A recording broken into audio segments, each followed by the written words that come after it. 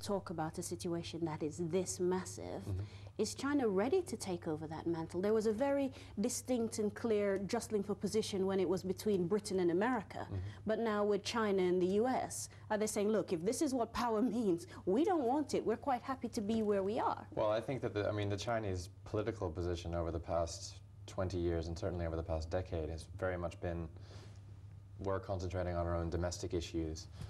We tend not to take a stance one way or the other on many international disputes. Of course, there are a couple of flashpoints, like in Darfur, like in,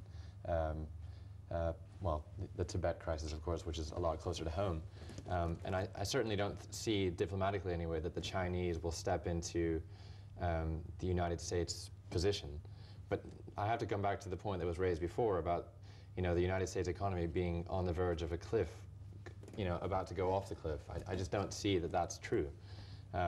Certainly the subprime crisis has generated a lot of discussion in the United States about what are the right policies to go forward. But if you look at trade flows, if you look at supply chains, if you look at all the investments that are going into the United States and that continue to go into the United States, it still is a superpower in terms of economics. And it certainly is true that the policies that are being discussed at the G20, like Martin says in this piece, kind of evoke comparisons between right now and the 1930s. And I think the lesson there is very clear, is that we need to avoid the steps taken in the 1930s that made the Depression great and eventually led to a world war.